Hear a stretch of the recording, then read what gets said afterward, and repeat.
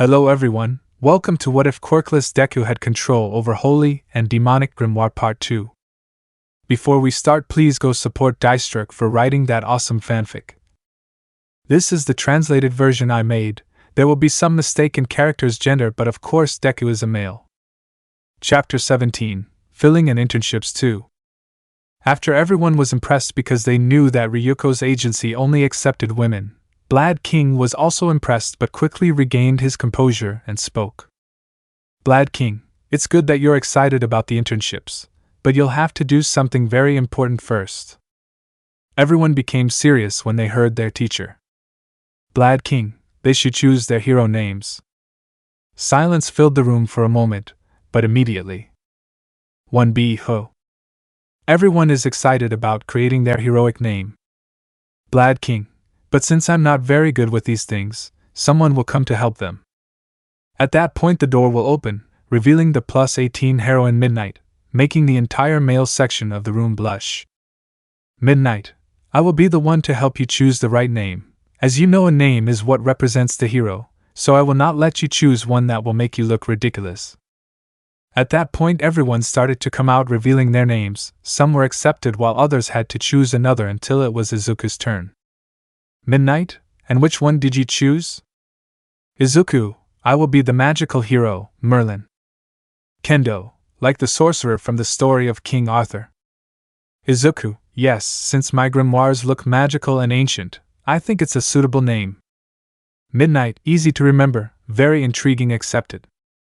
Thus the other students continued to present their heroic names. When everyone finished giving their names and Midnight left. Blad King, well, choose the hero you want to have the internship with. You have until the end of classes to choose. 1B High. Time skip. As classes ended, everyone was leaving after leaving the names of the heroes they chose. Those from 1B were walking towards the exit chatting pleasantly, then some from Class A approached the group. Nito, why are Class A approaching us? He asked Izuku in a low voice. Izuku, I don't know, but don't make trouble if you don't want Kendo to knock you out again. When Izuku said that, Nito's neck started to sweat because on some previous occasions Kendo had knocked him out for bothering Class A. Nito, well, I don't promise anything, but I'll try. After saying that, those from Class A and Class B got together.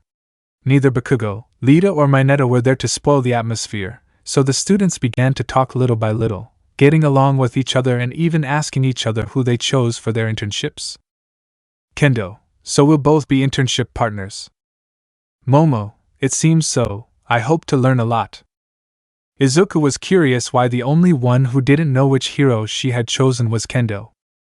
Izuku, excuse me Kendo, Momo, which hero did you choose? The two looked at each other and agreed at the same time. Kendo/Momo, to the heroine Iwabami. They said excitedly, but Izuku thought. Izuku, as I say. With a conflicted face, something that Kendo noticed. Kendo, now that it happened Izuku, you always make that face when you don't know how to explain something. Momo? Momo was confused.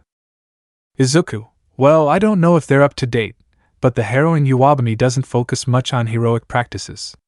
She's mostly in the fashion and catwalk field, so I don't think they'll learn a lot about heroism from her. If I had to guess, I'd say she chose them to appear in some commercial or catwalk. When Izuku said that, Kendo and Momo stopped. Izuku, Kendo? Momo? At that the girls turn around and start running towards the academy, surprising their classmates. Kendo, sorry, but we have to change something. Momo, what did she say? This is how they entered the building to the office of their respective tutors to change their internships. Izuku, well, that was fun.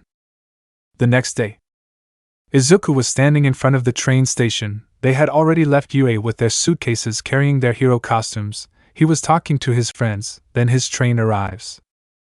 Izuku, okay guys, I'm moving forward. I hope you get better. Kendo, likewise. Nito, I won't be left behind. Tetsu, I will overcome difficulties like a man.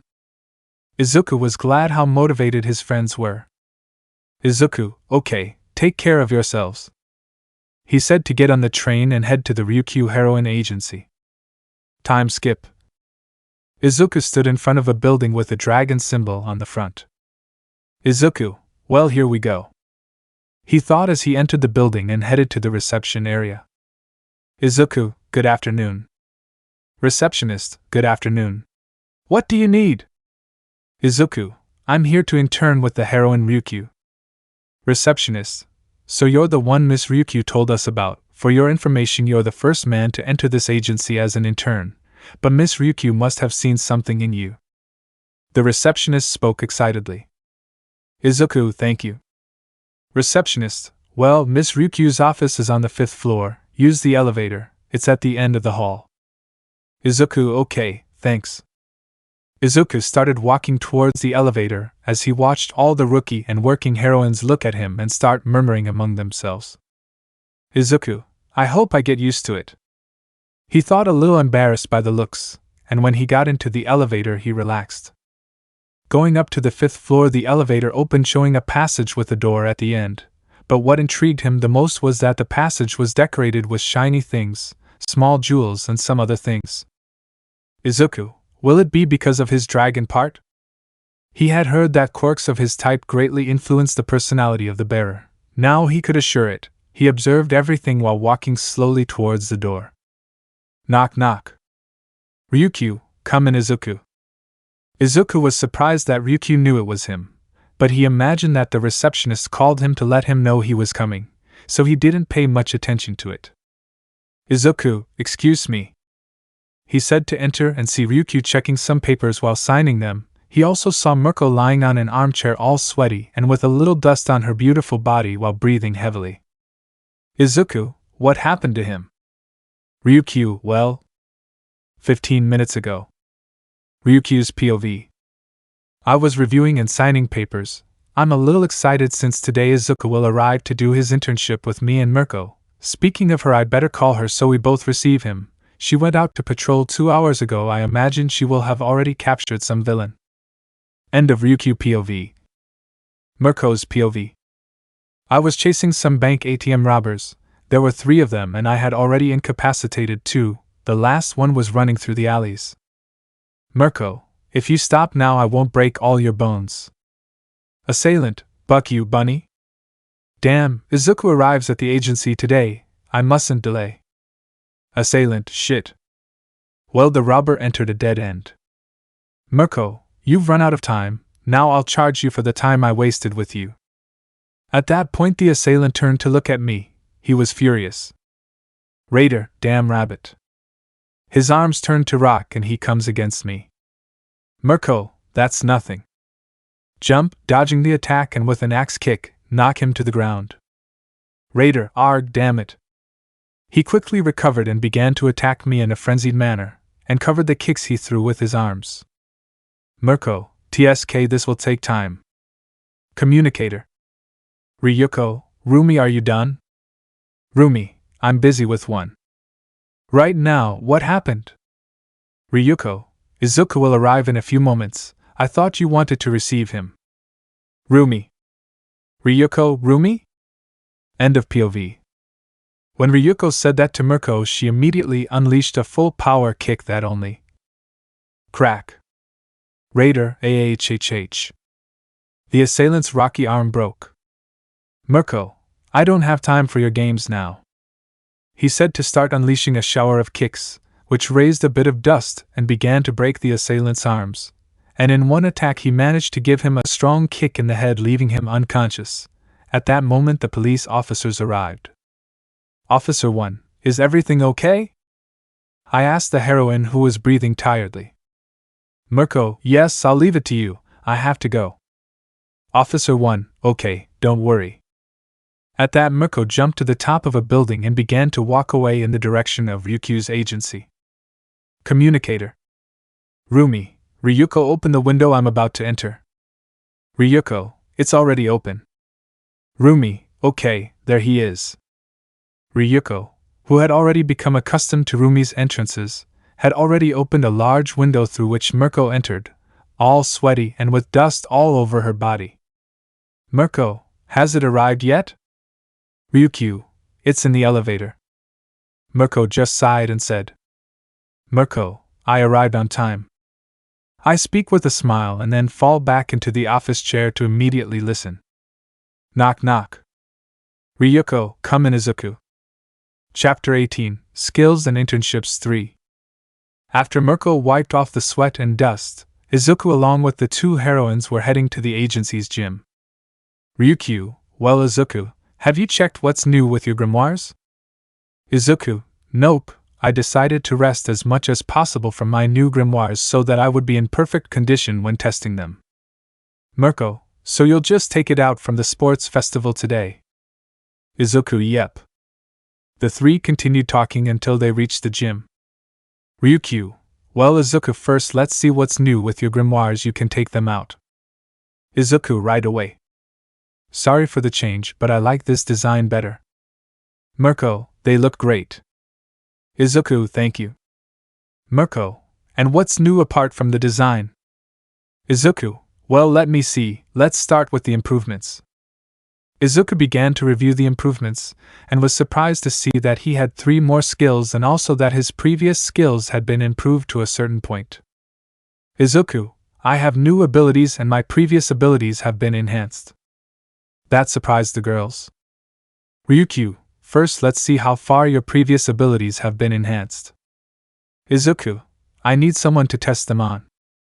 Mirko, I will do it. Mirko was excited and she liked the improvements that Izuku gave. Izuku, okay, let's start with healing. A light came out of the grimoire, and when it reached Mirko, the scratches he had and his tiredness disappeared. That was already normal, but Mirko noticed how his skin became smoother and gave a special glow to his dark complexion. Izuku, well it seems that there was no big change with this ability. Izuku didn't notice the changes in Mirko's skin, but the aforementioned approached and commented on the fact to Ryukyu, who was surprised to see her up close while caressing Mirko's arm, and in whispers said to him, Ryukyu, then it's my turn, we won't tell Izuku about this because otherwise several women will approach him for this. Mirko just agreed. Although they had agreed to share Izuku with Ryukyu, they did not want to share him with more women. Izuku, well let's see, the next ability is strength. Just like before, a light came out of the grimoire and Mirko entered. Ryukyu, any changes? Mirko, well I feel more energetic. Ryukyu, have attacked that bag over there, he said, pointing to a punching bag hanging from a chain attached to the ceiling. Mirko understood. He immediately flexed his legs and with a great leap he kicked the bag, which rag. The bag had been torn by the force of the kick and the part that was held by the chain looked like it was about to come out of the ceiling. Ryukyu, Rumi, did you use a lot of strength in that kick? She said, a little surprised. Mirko, no, I didn't really use much force in that kick. She said, very surprised. Izuku was also amazed. He had already given improvements to Mirko before, but that result with the boxing bag was only achieved when he threw a kick with great force. But now that he said that he barely put any force in, he was amazed. Izuku, Ryuko, why don't we continue somewhere else? I don't think the things here can withstand Rumi's strength.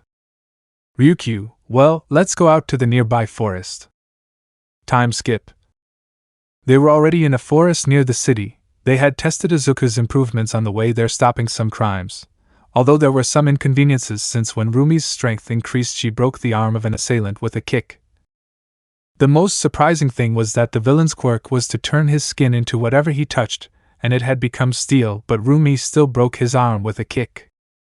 Also, when Ryuko's speed increased in her dragon form, normally she became slow in her dragon transformation, but with Izuku's improvement her speed increased greatly, managing to easily catch up with some assailants who were escaping in vehicles at full speed.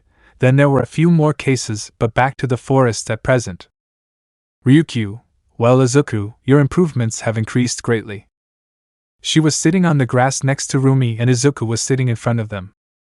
Ryukyu, it's time for us to see your new skills. Izuku, I was checking them out and they are Glass Wall, Predator Sense, Garden of Eden. Ryuko, does your grimoire tell you what they do? Izuku, yes, for example. Crystal Wall, Allows you to create a transparent shield that can return any attack as long as it is from a distance. The shield is fragile to melee attacks. Rumi, I mean, it wouldn't be any use if you fought against me or someone with physical enhancement. Izuku, it seems not. Next. Predator Sense. Explosively enhances the body's instincts and reactions, releasing a special killing aura that paralyzes the weak-minded. Ryukyu, that kind of aura can be more useful to you in animal types since we are more sensitive to that kind of things. Izuku, well, now the last one. Garden of Eden. Creates an area where the allies indicated by the bearer Izuku will be healed continuously. The only condition is that the bearer Izuku cannot move from the place where he activated the spell. Ryukyu, they are good skills. Rumi, and very funny. Izuku, well, let's see what I have again with the curses. He said to take out his other grimoire. He started checking if there was anything new and was shocked when he saw 3 new curses and that his Curse of Blindness evolved into Curse of Darkness. Mirko, anything new? He said, looking at the book without being able to understand what it said. Izuku, well, I have 3 new curses and 1 evolved. Ryukyu, it kind of evolved. Izuku, well, my Curse of Blindness. That simply left the affected person blind, now evolved into a Curse of Darkness. That removes the affected person's senses starting with sight, then the rest of the senses. Mirko, that would really give you a big advantage in a battle. Ryukyu, and what are the other new ones? Izuku, the news is Illusory Curse, Mark of Souls, Curse of Reflection. Ryukyu, and how do they work? Izuku, well, Illusory Curse makes the affected person enter an illusion according to the decision of the bearer. In the illusion, he will be able to feel the events as if they were real. It can be his worst nightmare, phobia, relieves some trauma, but it can also be used so that the affected person sees his greatest desire. Or create a scenario according to the decision of the bearer. The affected person will be able to leave when a part of the illusion finishes producing. Mirko, that's interesting. Ryukyu, can help distract the enemy. Izuku, now. Soul marks, leaves a sign on the affected person. The bearer knows where the person with the sign is at all times. The sign will disappear when the bearer wants, or when the affected person dies. Ryukyu, that is one of the most useful. Izuku, well, the last one is Curse of Reflection. The affected will see all the sins of his life through the eyes of his victims. Ryukyu, that's simple but a little creepy. Izuku, well, all that's left is to train them. Guys, I would leave it here. I published it up to here, but I received a private message from a friend sending me something. I asked her Lemon for later chapters, but I saw a part of what she felt perfect for the next one. Enjoy. Ryuko, well, we'll see how to practice your skills. Izuku was reviewing the Illusory Curse sheet and then asks. Izuku, Ryuko, Rumi, what are your wishes?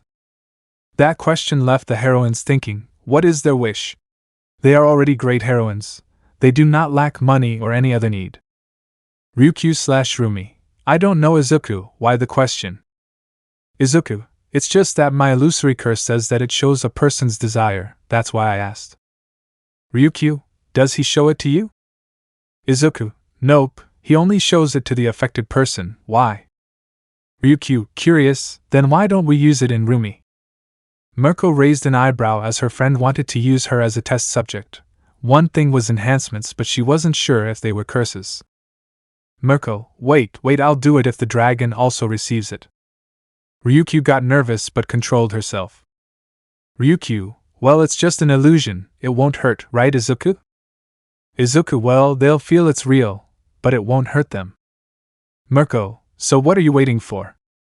Izuku, okay, first lay it down so it doesn't fall off when I use it. The two heroines followed the instructions and lay down. Izuku, okay, illusionary curse. A light came out of the grimoire and headed towards the heroines. When they were affected, they closed their eyes and entered a kind of sleep. Rumi's dream. Rumi, where am I? Rumi was in a completely blank place with fog sitting on a 3-space piece of furniture. Rumi, something must have gone wrong, what is my wish? In the fog appears Izuku, which surprised Rumi. Rumi, Izuku, what happened? From here on, this is what he sent me in private, and I just want to tell you, Porca, D. Without saying anything, Izuku hugged her and began to kiss Rumi's neck. Rumi, Izuku, why? Rumi, surprised, did not resist as he was beginning to like it. Izuku, sorry Rumi, but I couldn't help but see you, he said to bite Rumi's ear. Rumi, KY is. Wait. At that, Rumi felt how Izuku began to kiss her on the lips in a loving manner, which she reciprocated, but Izuku little by little began to increase the intensity while he caressed her back and began to read her back on the furniture without neglecting the rabbit's lips, but due to lack of air, they separated. Rumi, that was incredible, the rabbit said between sighs. Izuku, we're not done yet, my chocolate bunny, he said, whispering in Rumi's ear, which elicited a small moan from her, so that Izuku immediately went down to the heroine's abdomen and broke her suit, leaving her abdomen and part of her breasts exposed. Rumi, Izuku? She said, completely blushing for being totally exposed to the green-haired boy. Izuku, don't worry Rumi, I'll take care of it, he said, to start giving small sucks on the heroine's abdomen, making her moan. Rumi, wait. Izuku, without stopping kissing Rumi's abdomen, answered. Izuku, no, I won't stop eating my chocolate bunny until I finish her. At that, Izuku began to move up to Rumi's breasts while his hands that were on Rumi's back began to move down until they held Rumi's buttocks. Rumi, this isn't real, she said to herself, but that Izuku spoke. Izuku, but you're going to feel it very real. I'm what you want the most, aren't I? He said, to start sucking on Rumi's breast, who was just letting out moans. But then the whole space starts to go blank. Sorry, but I have to save material for future chapters unless my decent friend wants to write more. Rumi, pa. It seems that the effect is wearing off. Outside, Izuku saw the two heroines lying down but saw how Mirko got up breathing heavily. Izuku, Rumi, are you okay? Rumi looked away when she saw him, while a strong blush appeared on her face. Izuku, Rumi? Rumi, it's okay, but it's getting late, so let's try to wake Ryukyu up before we leave. Izuku, okay? He said as he gently started to move Ryukyu. In Ryukyu's dream. I'm going to improvise this myself. Ryukyu was sitting on Izuku's legs giving him a passionate kiss, while she let out muffled moans from the kiss. The reason? The Izuku of her desires was squeezing her but with one hand while kneading her chest with the other. But in that, just like everything else, it went blank. Ryukyu, WH. What happened? He said, breathing heavily from the previous moment. With Izuku and Rumi, they were watching how Ryukyu began to wake up, and like Rumi, she just saw him and looked away with a strong blush on her face. Izuku just wondered again. Izuku, what happened? Chapter 19, Confession and Internships 4. 1 week and 3 days have passed after that awkward moment. Now we are in a bank robbery where everything went wrong for the robbers. The heroine Mirko had arrived, and if that were not enough, Izuku appeared next to her. Robber 1, shit, the rabbit isn't supposed to work alone. Assailant 2, I don't know, shit, we're screwed. Assailant 3, let's all attack, there are only 2 of us, at least we'll have a better chance of escaping. Raider 1/2/3/4/5, hi. But before they could do anything, the attackers fell. Raiders, what the buck? Izuku had blinded them, and in a quick movement Mirko jumped towards them, throwing several kicks, leaving everyone unconscious quickly. All the spectators were surprised by the duo they formed.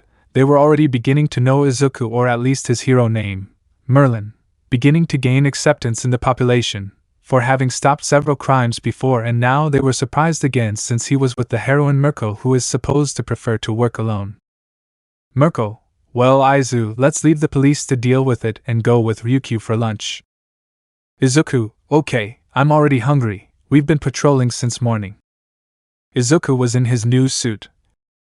Mirko, in a race the loser does what the winner says. He said to jump in the direction of the agency.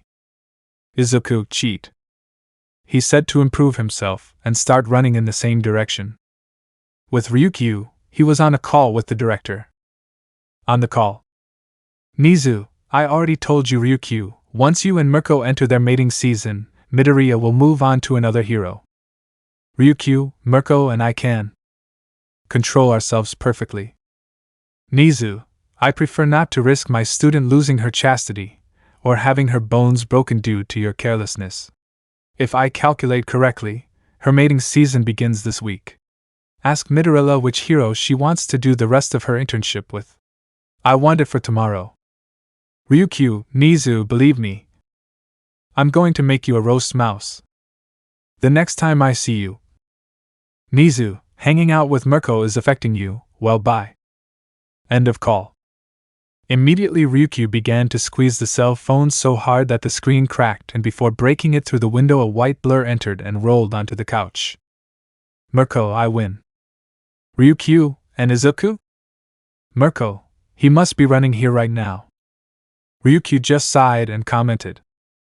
Ryukyu, well that gives us time to talk about a topic. Mirko, which one? Ryukyu, Nizu wants to send Izuku to another hero for the rest of his internships. When he finished saying that he saw Mirko frown. Mirko, why would the rat do that? Ryukyu, for our mating season. Mirko, we know how to control ourselves, and you know that any man who tries to take advantage of that ends up with broken bones. That is true because when people found out about the killing season of the two heroines they tried to woo them but stopped doing so when the hospital was filled with people with broken bones trying to get close to them. Ryukyu, Nizu says he's afraid we'll grape him. Mirko, well, to tell the truth, I don't know if I can stand having him in the gym alone, all sweaty with his shirt stuck to me. Mirko began to fantasize as a deep red color took over his face. Ryuko, Mirko. The aforementioned came out of her fantasy. Ryukyu, control yourself, this will be difficult. I will tell Izuku about changing due to personal issues of ours. Meanwhile with Izuku who stopped running. Izuku, well, by now she must have arrived at the agency. What a disappointing rabbit. He was walking when he saw a blond man with red wings coming out of a KFC with a bucket of chicken. Recognizing him, he ran towards him screaming. Izuku, canvas chicken. At that the blonde turns around. It was the number 3 hero Hawks. Izuku had already met him before when he spent time with Rumi and they got along very well. So much so that Hawks looked at Izuku as a younger brother. Hawks turned to see who was calling him with a vein on his forehead. Hawks, I'm not a brat. Izuku came to his side. Izuku, please, you're practically a mutant chicken, although your quirk will have something to do with the fact that you like to eat chicken a lot. Hawks, anyway, you weren't at your internship with the dragon and the rabbit. Izuku, well, I was on patrol with Mirko, but then he told me to run to the agency and he went ahead. Hawks, well, you want? He said, offering him a chicken leg. Izuku, thank you. He said, grabbing her, starting to eat as they walked, heading in the same direction. Izuku, by the way, how are you doing with Yumi? When Izuku said that, the hero got stuck. Hawks, cough. Cough, I don't know what you're talking about, brat. Izuku, come on, I heard you talking on the phone with that girl the other time and you sounded really happy. Is she your girlfriend? You do know. Yet. The last thing he said in a whisper. Izuku, well, that's too bad, you already need a partner for your age. I think I'll create an account for you on Tinder. In that he receives a blow to the head from Hawks. Izuku, ouch. Hawks, don't be silly brat, I already have someone in mind. Izuku, yes. Hawks, and how is it going with the duo? You're already someone's boyfriend. That made Izuku blush heavily. Izuku, I have no idea what you're talking about. He said a little nervously. Hawks, come on, even I can see that you like both of them. Izuku, I don't want to ruin the relationship we have now. Hawks, well, you better take the risk or you'd like one day the rabbit or the dragon to introduce you to a boyfriend they can get. Izuku didn't want that, he had to do something but he didn't know how to declare his love for them without them rejecting him. Izuku, but I don't know how to do it. Hawks, you're making things too complicated. Look, we're here. he said, stopping in front of Ryukyu's agency. Izuku, well, see you another time and be careful with your missions. If Izuku is aware of the special missions that Hawks is given. Hawks, you don't have to say it. Time skip. We found a trio of friends, closing the agency. Izuku was staying at Ryukyu's house to save on fares and the rooms in the agency were under maintenance. Rumi, let's hurry up, today is Izuku's turn to cook. Ryukyu, I'm done closing it, let's go. Izuku was in conflict. If he was honest, he wanted to tell them his feelings. Ryukyu told him that he had to choose another hero due to some problems, and it would be done in 2 days. So he decided to tell them his feelings after dinner, and if they rejected him, he would go sleep in a nearby hotel so as not to bother them. Time skip. I feel like I'm abusing. Time skip. We found ourselves at Ryuko's house. The heroines were already in their civilian clothes waiting for Izuku's food. Rumi, Izuku, I'm already hungry. Izuku at that moment entered with several dishes. Izuku, don't worry Rumi, I'm done. He began to leave the plates on the table, saying that it was dinner was not enough. What Izuku prepared for them were delicacies. The heroines were salivating. Ryuko/Mirko, thanks for the food. They said to immediately start eating in a comfortable silence. Once the meal was over, they were watching a movie that was already ending when Izuku spoke. Izuku, excuse me Rumi, Ryuko, can I tell you something that I've been wanting to let you know for a long time? That made the women a little serious. Ryukyu, is there a problem Izuku? Izuku, oh? No, that's not it. Izuku sighed, gathering all his courage, and before he could leave he spoke. Izuku, girls, I must confess that I have felt this way about you. I have liked you for a long time. I like how fearless and risky you are, Rumi. I also like how calm and elegant you are, Ryuko. I like both of your personalities, and if I'm honest, I wouldn't want to see you with other people. I like you, I love you. Izuku knelt down. Izuku, would you like to be my girlfriends? The room fell silent. The girls were in shock. It didn't occur to them at any moment that Izuku would confess to them at that moment. Izuku became sad when he saw that they didn't answer. Izuku, well, I think it's a no, I'm leaving. He said to start to leave with his gaze down, but out of nowhere he is knocked down by a brunette. Rumi, where do you think you're going? Izuku was about to answer, but out of nowhere he was kissed by Rumi, who surprised him, but he immediately responded. Izuku, he is very dominant, he said as he felt Rumi began to kiss him more intensely, so they spent a few minutes before separating due to lack of air. Izuku, th. Then, that's a. Rumi, yes Izuku, that's a yes. Izuku was very happy, but then he focused his gaze on Ryuko, who was a few steps away from him, when she suddenly advanced towards him. Izuku immediately stood up. He was very nervous. Rumi had accepted her, but he didn't know how it would be with Ryuko. But all his doubts were gone when Ryuko took him by the shirt and began to kiss him. Izuku reciprocated in the same way. Ryuko with her hand held Izuku towards her while intensifying the kiss. Izuku, Ryuko is very possessive, he thought as he noticed how Ryuko explored every part of her mouth with her tongue. Izuku wasn't going to let them start a tongue fight either, but neither of them had experience, so it ended without a winner. Once again the couple ran out of air and separated, leaving a trail of saliva. Ryuko, you were taking too long, Izuku. Izuku breathing heavily, trying to catch his breath. Izuku, I love Ryuko/Rumi. We also want to be your girlfriends. That was definitely the happiest day so far. Chapter 20, Mating Season. We begin W. Izuku was very happy he had become the boyfriend of the women he loved. Now he was heading to the shower to bathe before sleeping. This is without a doubt the best day of my life. I comment on Broccoli Parade that it is going to get better // with Broccoli's girlfriends. They were very happy in the living room. Now we are Izuku's girlfriends. I didn't expect him to declare himself now. Ryuko commented. I say this is the best. Now we just have to mark it so others can see that it has an owner. You know how to do it. Rumi looked excited, as she made a face of desire. Calm down, Rumi. The mating season is already starting to affect you. Let's go take a bath. I also need a long bath with cold water to calm down. Ryuko was also starting to be affected by the times, mostly because they have Izuku living with them.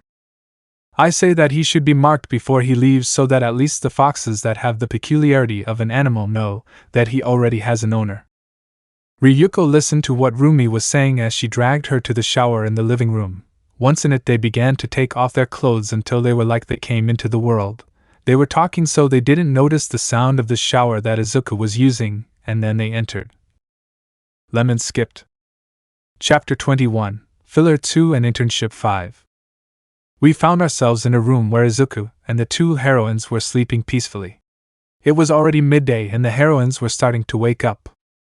Rumi, Ryuko, Rumi. Can you move? Rumi, no. I can't feel my legs. Ryuko, I'm the same, it was rude. At that, Ryuko sees the time. Ryuko, it's already noon. Rumi, so? It's not like we can get up, but we discovered that Izuku has good endurance.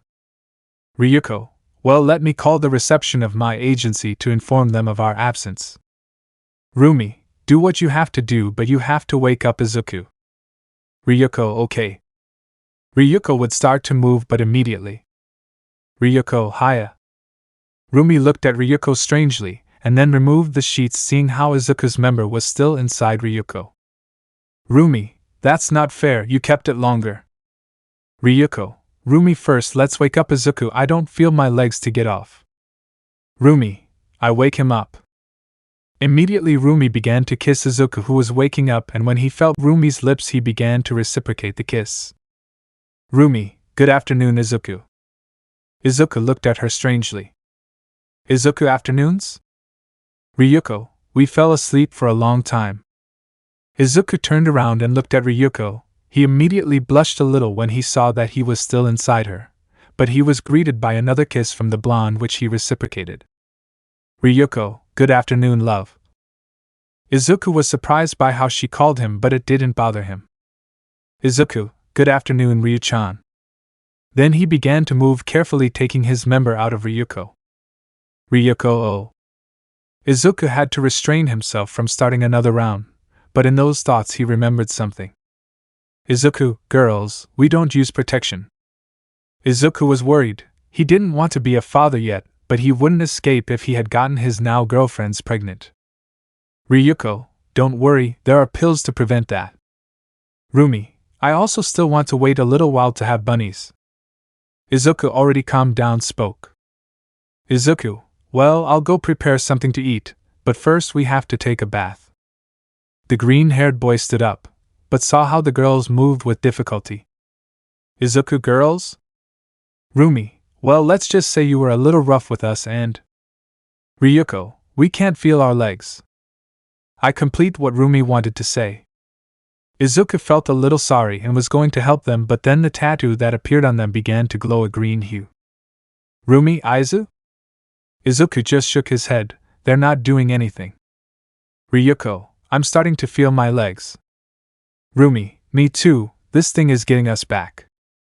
Izuku was surprised. Was this part of his quirk? Izuku then remembered something and looked at his chest as his tattoo also glowed. He thought a bit and spoke. Izuku, I think they can activate my abilities. The girls remained thoughtful and then remembered something. Ryuko, honey, last night you had bunny ears and your eyes slanted like mine. Izuku looked confused. Because of the ecstasy of that moment, he didn't pay much attention. Rumi, so Aizaku can use our abilities? Izuku just stood there thinking, but then his improvement book came out. Opening and turning pages until reaching a page with 2 stamps at the top. The girls also saw this, and it started to generate more questions for them. It didn't take long for them to deduce that each figure represented each one of them. Ryuko, honey, you can do something with these stamps. Izuku, I feel like it, but let's have breakfast first, and then we'll see what we can do. The girls have already fully recovered mobility in their legs. Ryuko, well, let's go take a bath. Ryuko and Rumi stood up, revealing their bodies in all their splendor. Izuku clearly blushed a little, and his friend below was beginning to get excited.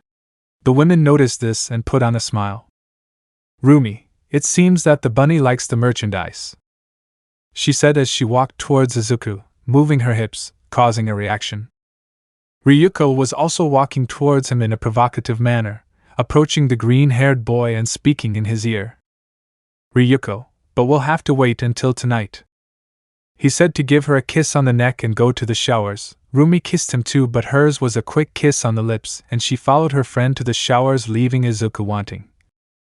After the heroines and Izuku bathed separately, they were in the dining room waiting for Izuku, who was arriving to serve their breakfast, so to speak.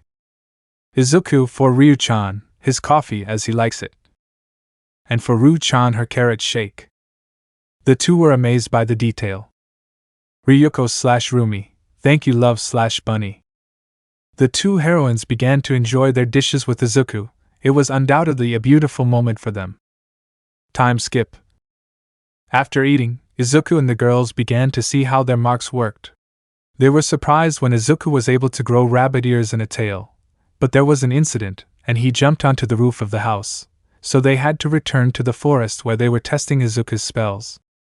Rumi, okay, flex and jump with all your might. Izuku did as requested and took a great leap, reaching the top of a tree. Izuku, Rumi, I'm coming down now, screamed from the top of the tree.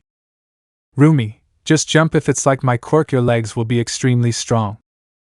Izuku only trusted Rumi and jumped, but when he fell he only flexed and didn't feel the impact much.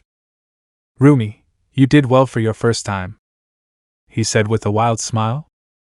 Ryuko, now let's see mine, but first, don't you feel tired after using Rumi's quirk? Izuku deactivating the quirk, making the ears and tail disappear. Izuku, I just get a little tired. It's still tolerable and it only happens when I deactivate the quirk. Ryuko just agreed. Ryuko, okay, now let's try mine. Izuku just moved his grimoire back to where he had the seals and now activated the dragon seal. The girls were shocked to see Izuku's eyes widen and also saw his teeth sharpen into fangs. Izuku, ready now Ryu-chan, how did I transform? He said excitedly about being able to transform into a dragon. Ryuko, just relax and feel yourself grow, but first put this on, she said, throwing a t-shirt at him. Izuku, stop! The shirt was very large, covering almost all of Izuku's body. Ryuko, well, my suit is special so it adapts to my transformation, so it will probably destroy your clothes if you are very big. Izuku, that's why the shirt is so big. Ryuko, food will cover you somewhat when your clothes are torn. Izuku, okay. Immediately Izuku began to grow as his body changed shape until it became Rumi cute. Rumi made a great leap until she climbed onto Izuku's head. Ryuko, amazing even though you are still very small. She began to take off my jacket, revealing that she was wearing her heroine costume underneath her clothes. Suddenly, she began to transform into her dragon form, beating her by 1 meter in height. Ryuko, although as a dragon you are very handsome. With that, he licked Izuku's cheek, which made him blush. Rumi, hey, don't hog it. Rumi was in Izuku's head hugging him. After that they did some more tests until Izuku got tired and they returned to Ryuko's house. Ryuko, well Izuku, maybe because of what I told you, you decided which agency you will go to tomorrow. Ryuko and Rumi didn't want Izuku to leave, but they couldn't tell Niza that they would simply control themselves because Izuku marked them. When an individual with an animal quirk is marked, they can control it normally in their mating season, and Izuku had marked them at 2. Izuku, I'll just see which one I can go to. Ryuko, well, the only agency that is close and available is Endeavor. Izuku froze, still remembering the words he said to the number 2 hero. Izuku, there is no other way, it doesn't matter if it's a little far away. Ryuko, well, after that there aren't many and they are several hours away. Izuku just sighed and resigned himself. Izuku, well, I'll show up tomorrow, let's have dinner and go to sleep. With that said, Izuku started preparing dinner and the girls started watching TV while they waited. TV. Breaking news. A UA student during his internship attacked people for claiming damage to private property. The hero Best Jean apologized in front of the cameras for the student's attitude. The girls were surprised because they saw the ashen-haired boy being detained by some policemen to take him away while he was screaming. Izuku, your dishes are ready. The girls would definitely miss Izuku's cooking when he was gone. Ryuko/Rumi, thanks for the food. They said to start devouring the plates of food. Time skip.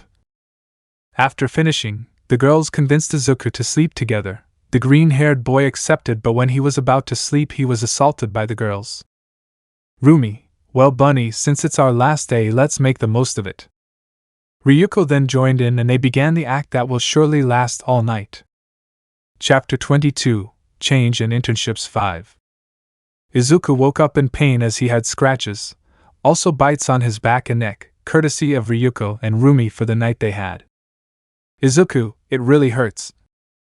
He got up, careful not to wake them up, and went to the bathroom. There he cured himself with his grimoire, took a quick shower, and then went to the kitchen to start preparing breakfast.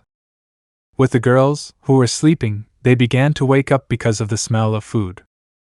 Rumi Izuku? Ryuko He's already up and from the smell he's already preparing breakfast. Rumi, today he's leaving with the walking lighter, right? Ryuko, yes, I forgot to tell you that Nisa asked me to inform you that we will have to stay locked up at home during our entire mating season. Rumi was surprised. Rumi, why? I already told the rat that I can control myself. I speak with an annoying tone. Ryuko, he said why he got tired of the hospitals being filled by the men we sent there trying to take advantage. Rumi, HMP, those trashes deserve it, whatever, let's go, we'll have to say goodbye to Izuku. Ryuko, we'll have to take a bath first, we stink. Rumi, yes, I think we should have held back a little. Ryuko, that's not what you thought when you were screaming last night. That made Rumi blush, but she immediately remembered. Rumi, and when do you think we'll start to feel our legs? After saying those words his marks began to glow. Ryuko, how long? After bathing they went down to have breakfast watching as Izuku served the breakfast dishes. Izuku, good morning princesses. Ryuko/Rumi, good morning. They saw the breakfast, and their mouths started to water. Izuku, enjoy. He said so that the girls would start eating together with him. Time skip. Izuku was walking towards the agency while rubbing his neck. Izuku, those bites weren't necessary. His girlfriends had left him 2 bite marks, according to them, to mark what is theirs. And what is worse, they threatened him that he would not heal that mark, or he would have a bad time. Izuku, anyway, I'm here. He said to stop in front of an office building without any notable feature. Izuku, it seems too simple, perfect for a bitter person like Endeavor. With that said, he entered and went to reception to receive instructions, where the receptionist told him to wait for Endeavor to come and pick him up.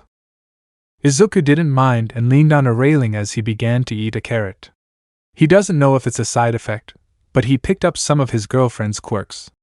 Rumi had the habit of carrying a cart to eat, and Ryuko began to take an interest in some jewelry or shiny objects.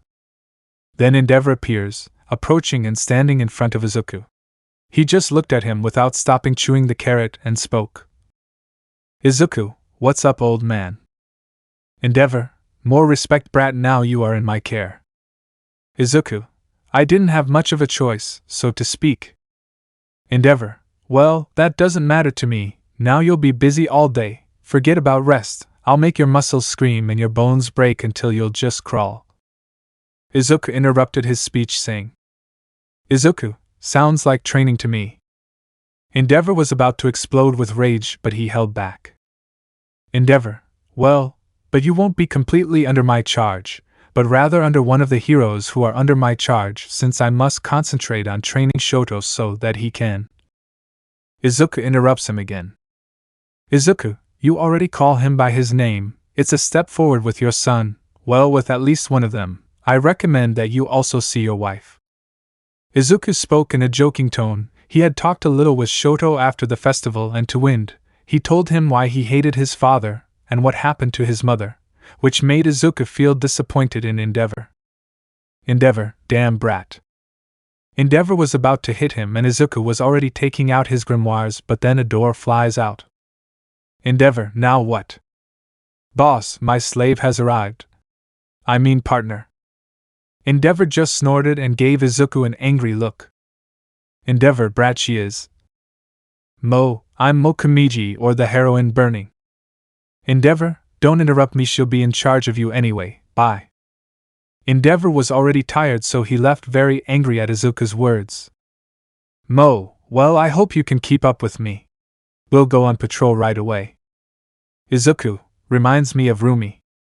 Izuku thought as he followed Mo towards the streets. Time skip.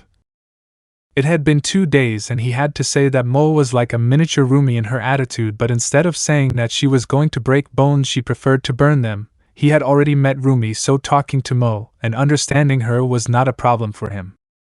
Burning, Merlin needs us in Hosu. Merlin, okay, let's go quickly, what happened? Burning, Nomus appeared in Hosu. Izuku, upon hearing that, became serious and improved the speed of both of them. They were on patrol near Hosu, so they quickly rushed to arrive. Izuku, Burning, if you see the Nomus, do not hold back, those creatures are very resistant. Burning, don't worry, I'll burn them to the bone. I speak with an explosive smile. Once they arrive, they rush to help the civilians and support the heroes. Izuku realizes this. Izuku, these Nomus are weak. Compared to the USJ, Izuku only activated Rumi's quirk and defeated them with a few kicks. Izuku, this won't be much of a problem.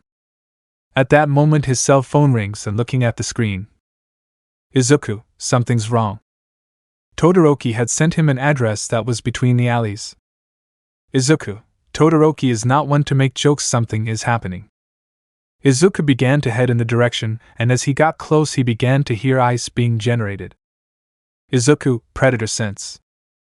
Izuku enhanced his senses as he jumped between the rooftops with Mirko's quirk. Izuku, shit strength speed. Izuku got better and jumped out.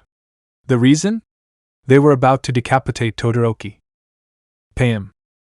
I send him flying with a kick. Todoroki, Midoriya. Izuku, don't get distracted. Izuku watched as Lida and Melissa were behind Todoroki along with an injured hero. Izuku, you're so lucky to meet him, aren't you, Stain? Chapter 23, Feel His Pain and Internship 6. Izuku was a little agitated. Izuku, Todoroki, you can take the wounded. Todoroki, I don't think I can carry them all. Izuku was thinking, but then he quickly dodges some blades. Izuku, as I thought, that didn't knock you out. Stain, brat, you'll need more than that. Stain lunged at them, but Todoroki quickly created a wall of ice and Izuku cursed him, taking away his vision and making him dizzy. Izuku, that will do. But then he dodges a katana, looking up at Stain who was crouching on the ice wall. Izuku, but what?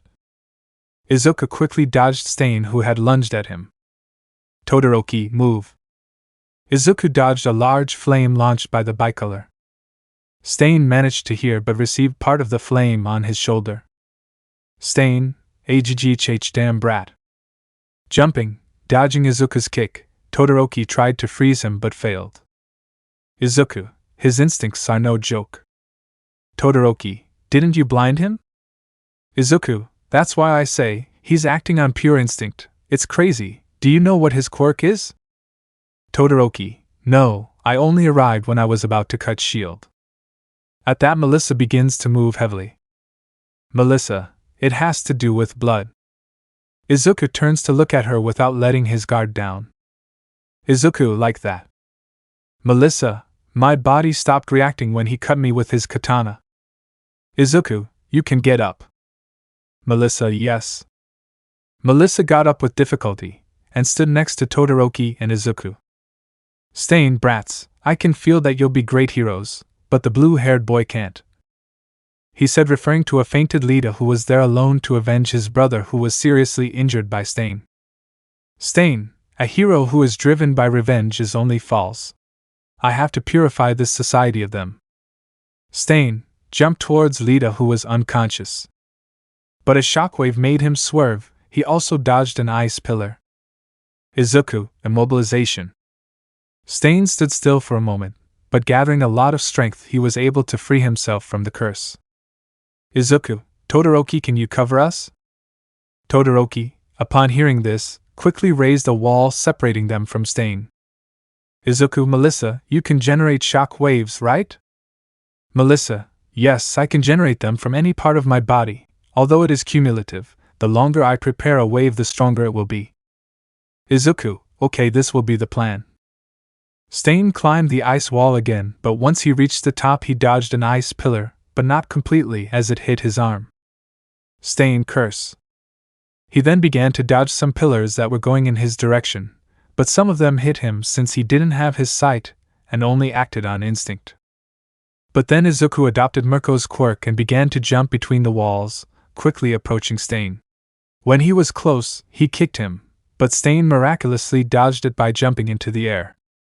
Stain, I have you cursed. Izuku, you think so? Stain was about to cut Izuku, but then Melissa appears on top of him. Stain, did you really think I wouldn't notice? Stain was about to turn to avoid the blow. Izuku, immobilization. Stain, shit. Melissa, destruction impact. Melissa hit Stain's face, releasing a shockwave, sending him flying into a wall. Seeing this, Todoroki began to create ice, holding Stain back by sticking him to the wall with his ice. Stain was stunned but quickly began to apply force to break the ice, which he was about to achieve. But Izuku quickly grabs him by the neck and approaches. Izuku, penance look. Izuku's eyes turned completely black. Stain, what's up? Stain felt his body strange. Suddenly he began to regain his sight, but he was in another alley. Stain, what happened? But in that he listens. False hero, it's time for you to pay. Stain, still confused, turned around, but at that moment his head separated from his body. At that point everything went black, but suddenly he woke up again. Stain, what the buck? Stain was now holding his neck. He still felt the pain. When he spent a little time he looked around. It was still night, and he was now in a park. Stain, what's going on? You will die in the name of true justice, false hero. Stain now did not wait and tried to take out his katana, but he did not have it. Stain, huh? I couldn't have been more surprised why a figure surrounded by black fog cut off his leg in one fell swoop. Stain, ahhhh. Stain looked back at the mist figure who lunged at him again, cutting off his arm. Stain, damn it. Stain fell to the floor and then felt someone stepping on his head.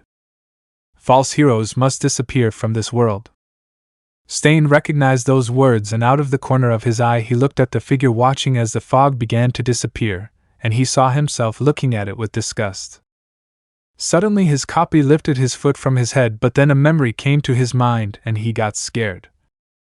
Stain, wait. Crack. Stain felt like his skull was crushed.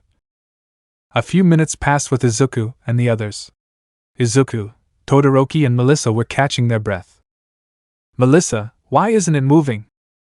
Izuku, a new curse I learned. Todoroki, we have to alert the heroes. Izuku, I already wrote to Burning, he must be coming. Melissa, Izuku, why did your eyes turn black? Izuku, that's how they get when I use the curse. The bad thing is that I have to be very close to the target to use it. Todoroki, well, let's see how they are, he said, pointing at Lida and the other native hero. Izuku, okay, but first. Izuku approached where Stain was and took him out of the ice, alerting Melissa and Todoroki. Melissa, what are you doing? Izuku, I'm going to take away his weapons. I'm not going to leave him fully armed. It will be very dangerous if he wakes up. The two understood. A few minutes passed. Izuku was taking Stain's weapons away, but then he heard Burning Merlion. A green flame-haired girl landed in the alley and looked around. Burning, well, I found them now. I'll just let the others know. Notify others by a communicator giving their location. Burning, I hope you tell me all the details of the fight, buddy, he said, approaching Izuku, but he only thought of one thing. Izuku, it's been a long time. How many people have hurt for it to last so long? Chapter 24 Alcohol? And Internship 7. After Stains almost there were no more inconveniences, they just had to keep it a secret. 1 week passed. For the others their internships had already ended, but for Izuku, who was patrolling the area, it ended that day because Niza lifted his punishment so he don't miss any more academy practices. Izuku, this is my last day, I have to do my best. Izuku had already made a name for himself on the streets, stopping robberies, assaults, and with his deduction he helped from time to time with some police cases. All of this led to people starting to know him, and unlike a certain Muslim, people like the hero Merlin more. In the agency it was similar. With Mo Burning he got along well. Sometimes she invited him to drink, something that Izuku rejected because of his age. Communicator. Mo, Izuku, are you done patrolling yet? Izuku, I'm still on it. Mo, it's your last day already. Shall we go for some drinks? Izuku, you keep doing that. I'm not going to take it anymore. If you're wondering why it's her last day, it's because Niza told her that she would have to be at UA before her sanction ends because of the practice tests that the classrooms will have to show how much they had improved in their internships. Mo, don't be like that. Besides, you will be under my supervision. Nothing bad will happen. Izuku, you won't stop bothering me. Until I agree, right? Mo, nope. Izuku, okay, it will be like to farewell. Mo, okay, well I'll see you later. After that the call was cut off. Izuku, well I'll patrol a bit and return to the agency. Time skip. Mo and Izuku were leaving the agency. Izuku and? Mo and that. Izuku, where will you take me? Mo, it's your first time drinking so I'll take you to a nice bar. Izuku, something tells me this will end badly. Mo, by the way, how are you doing with Mirko and Ryukyu? Izuku had told her about his relationship with the heroines and convinced Mo to keep the secret. Izuku, it seems that their heat seasons are not that strong according to them. He also visited them both and they had their moments as a couple, but since they had changed agencies he had schedules to keep, in addition to the fact that the Ryukyu student returned from a mission and they were helping her train as well. Mo, we're here. Izuku looked up and saw the entrance of the bar with a sign hanging with the name, The Damned. Izuku, wait, I'll tell Rumi and Ryuko that I won't be home for dinner. Mo, how exaggerated. Izuku sent a message to the girls and then entered the bar. Ryuko's house. Ryuko and Rumi were watching cartoons on TV, waiting for Izuku until Ryuko's phone rang. Rumi, who is it? Ryuko just silently looks at him before standing up and saying, Ryuko, Izuku says that Mo took him to a bar. Rumi stopped his ears when he heard the bar. Rumi, do you think something will happen? Ryuko, I've never seen Izuku drunk, so I can't tell you. Rumi, and if we go to see? Ryuko, it wouldn't hurt if we went. Rumi, and if someone tries to take advantage of Izuku? Rumi used her dragon part of Ryuko against her since by instinct dragons are very territorial. Ryuko, let's go where he is. They went out and then Rumi said, Rumi, but we don't know where they are. Ryuko, you forget what we just learned. Rumi, well I wanted to try it. Suddenly Ryuko's eyes turned blue, as Rumi did, and a light came out of their marks that headed between the streets. Ryuko, let's go. Rumi, okay. With Izuku, he was sitting in front of an arm of beer. Mo, I brought you here to drink, not to look at. Izuku just grabbed the glass and took a sip, making a wrinkled face. Izuku, this tastes bad. Mo was laughing at Izuku's reaction. Mo, sure, it's beer, not wine, drink it all at once, it's better that way. Izuku, it's okay. I started drinking suddenly. Izuku, it feels weird. Mo, it was just one, let's go for the rest. Then he ordered another round. Time skip. Mo was seen carrying the body of an unconscious Izuku. Mo, to pass out like that, it was only 15 bottles. Mo was walking through the already dark streets being watched by the people passing by. It wasn't often you saw a woman carrying a man like a sandbag. Mo, I'll drop you off at a hotel and go home.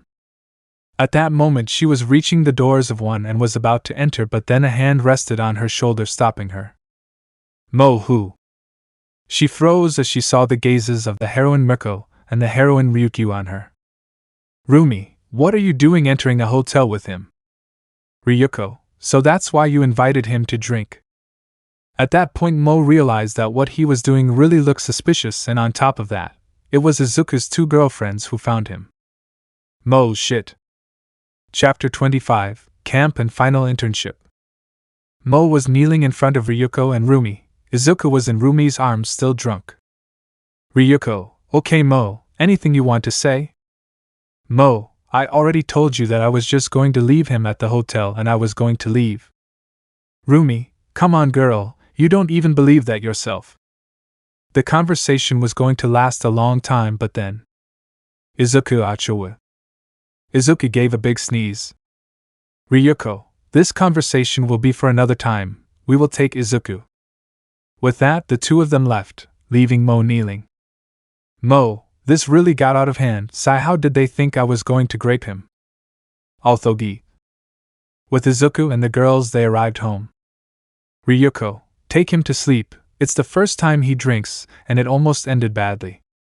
Rumi, okay. Rumi took him to their room and left him on the bed. He was about to go get something to eat, but Mirko, Kaya. Mirko turned his head and saw how Izuku was grabbing his tail and squeezing it. Mirko, that Haya place is sensitive. Izuku kept squeezing. Mirko took her hand to remove it from his tail, but Izuku grabbed her arm and threw her onto the bed, hugging her tightly. Mirko, okay, I think I'll have to sleep, he said, but then Izuku starts to get up. Mirko, were you awake? At that point Izuku gets on top of Mirko. She noticed that Izuku was still drunk, so she tries to get away, but he hugs her by pressing against her breasts. Mirko, Izuku? Izuku, bunny, hick, chocolate hick, I want to eat. Mirko, well, since you're drunk. Mirko puts strength and spin, staying on top of Izuku. Mirko, I'll be the one in charge, she said to start moving her hips, provoking him, but in that Izuku grabs her butt and brings her closer to him, starting to kiss her, and Nina didn't send me the lemon, so they have to hold back.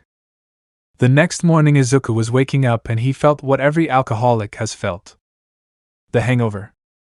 Izuku, hey, my head, what happened? Izuku was getting up, but then he feels something soft in his hand. Izuku, huh? Izuku then lowers the sheets a little. Izuku, heek. What he saw was his girlfriends without clothes, and what was in his hand was Ryuko's breast, which he was squeezing by reflex. Ryuko, Izuku, I can't mash anymore. Several questions ran through Izuku's head. What happened? Wasn't he with Mo? How did I end up like this?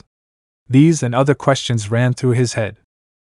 In that he gets up and staggered from the pain, in that his grimoire comes out and begins to heal him, and Izuku began to wonder. Izuku, why didn't I use this so I wouldn't get drunk? That will be an experience for another time. Time skip. Izuku was on his way to UA and had already said goodbye to Ryuko and Rumi. He also had to prepare breakfast and lunch for them. Izuku, back to school. He was already at the entrance of the academy, moving forward until he reached his classroom. When he entered, almost all of his classmates were already there. Tetsu, Aiza bro, you finally come. Izuku, hello Tetsu. Kendo, you weren't here last week yet. Izuku, Nisa told me that in order not to fall behind too much, I should return. Nito, well, we'll see what's going to happen. Blad-sensei said he had news for today. Always, I hope they are practical and you have learned new techniques and perfected the ones in your notebook. Nito, I too have now perfected my hand-to-hand combat. More and more colleagues were talking about what they had done in their internships, and that's when the door opened.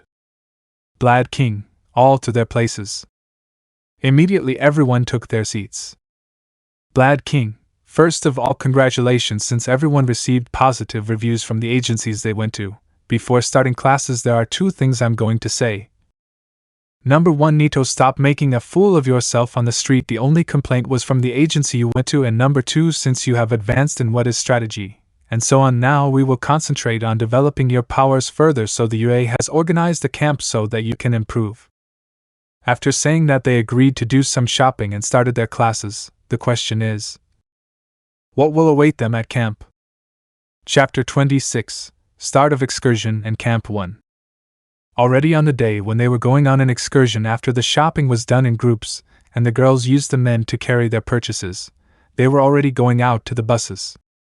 Izuku, everyone leave in order. Whoever makes a mess will sit next to Monoma. When Izuku said that, everyone except Monoma made 2 lines in order and went out to the buses, Monoma with an aura of depression on him. Time skip. They were already on the buses and everyone was talking. Blad King, well, you better relax while you can. The bus stops near a slope. Blad King, okay, everyone get down. The students paid attention and 2 silhouettes and a child appeared. After a somewhat strange presentation, I don't remember what it was like. If you know it, send it to me to edit this part. Mandalay, okay guys, Class A came in a moment ago. Tetsu, and where are they? Mandalay, they are on their way to the camp over there. He said, pointing towards the forest. All the students moved closer to the edge to get a better look. Mandalay, if you hurry you can get there before lunch, otherwise you won't eat. Saying that, a chill ran down everyone's spine and then he screamed. Aways, everybody on the bus. Everyone including Izuku started running to the bus. Pishi Bob, I'm sorry but I can't allow that. He said to put his hands on the ground and everything began to shake, forming an avalanche throwing everyone off the cliff. Tetsu, I'll be back. I screamed dramatically.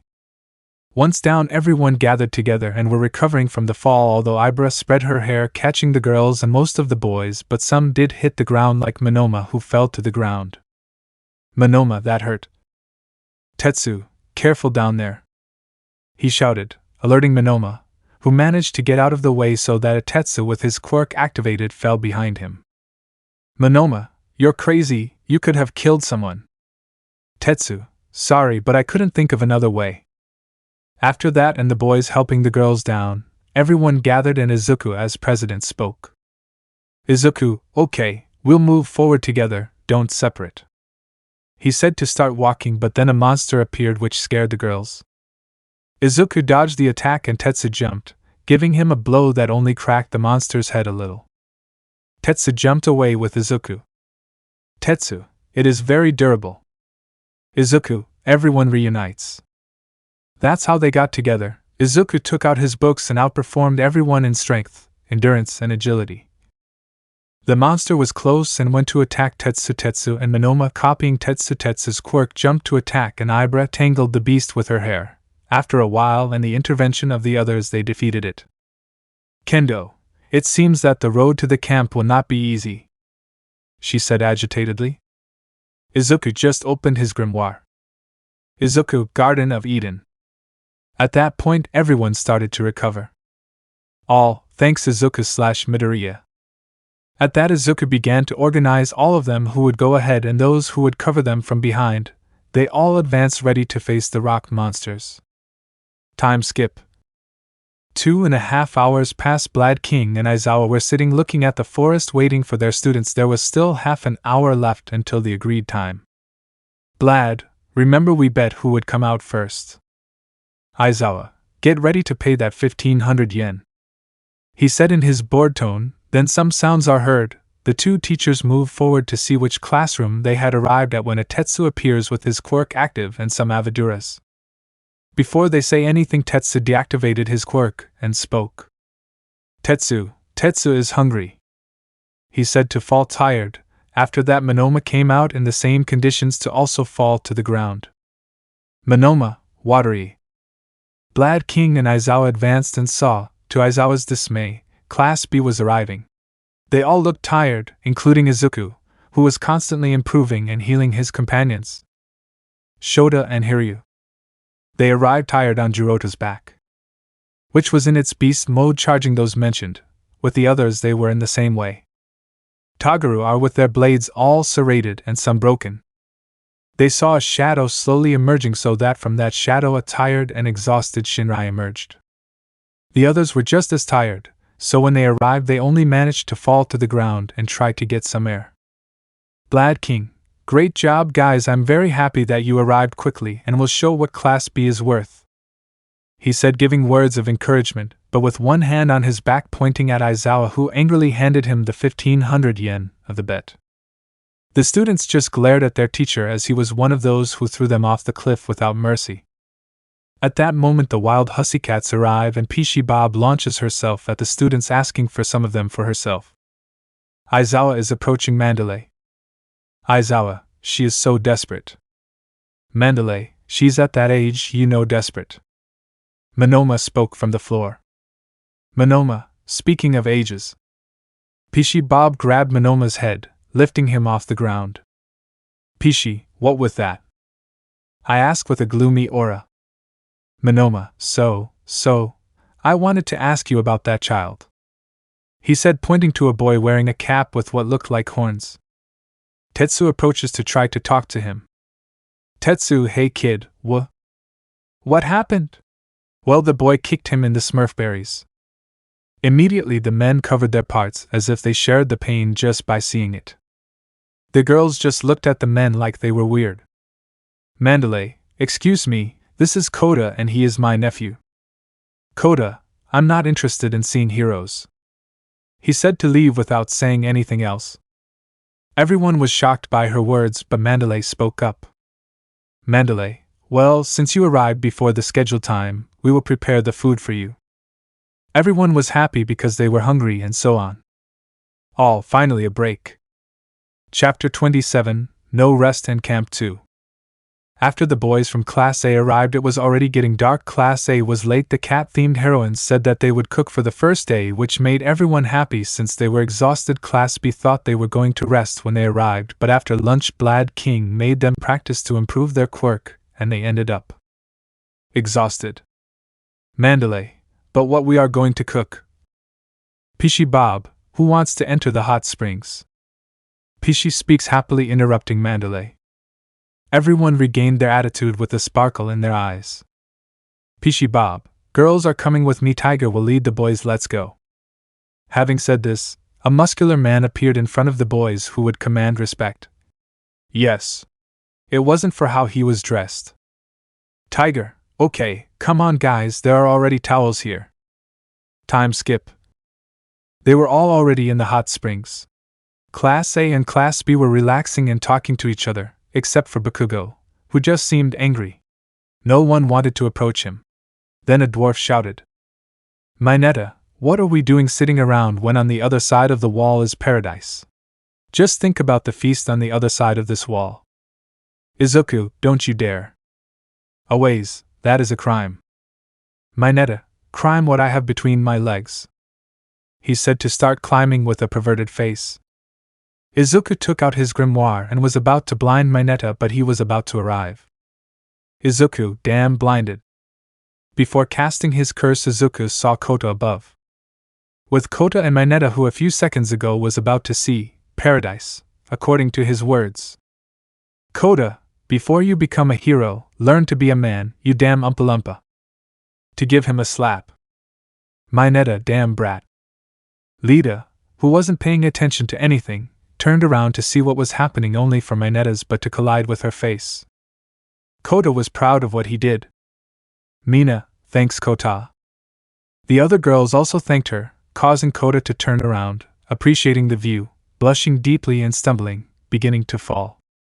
Izuku, who saw Kota activate Mirko's quirk and with one jump went to catch an unconscious Kota, but by not measuring the strength of the jump in addition to catching Kota, he was able to go over the fence, appreciating the view from the girls' side, which because they thought they were safe and that Kota was still watching. They did not notice Izuku, who when he landed only had a small blush.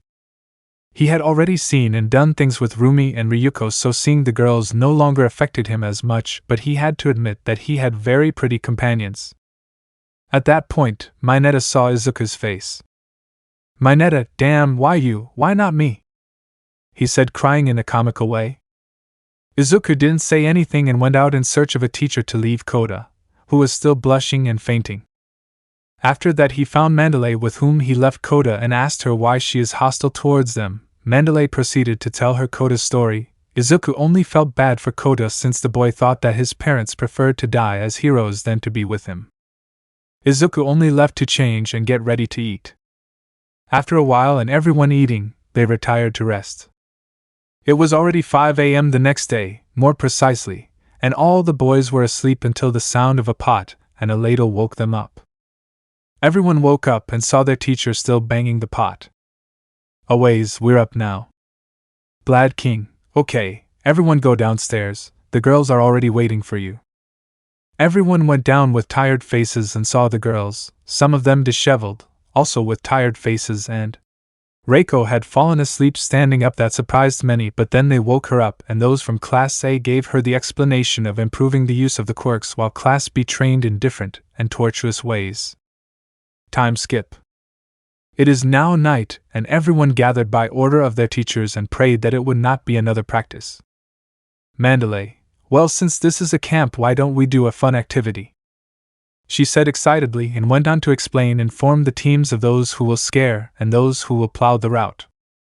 Izuku had to be alone. "Izuku, bad luck," he said, discouraged to begin his journey, taking care not to be surprised. In another place, more precisely in a cave, Koda was playing when suddenly footsteps were heard. "Korra, who's there?" "Come on, Shorty, I'm supposed to cause a ruckus, but I don't like this mask. Wouldn't you want to give me your cap?" he said, taking off his mask. When Korra saw his mask, her body froze, tears began to fall from her eyes. "Koda, you are muscular." Chapter 28 Attack on the Camp in Camp 3. Muscular stood in front of Koda, the latter with tears running down his cheeks. "Muscular, do I know you, kid?" "Well, it doesn't matter, this won't take long." Muscle fibers began to form around his arms. Koda was paralyzed with terror. "Muscular, a little entertainment before going for the other kids."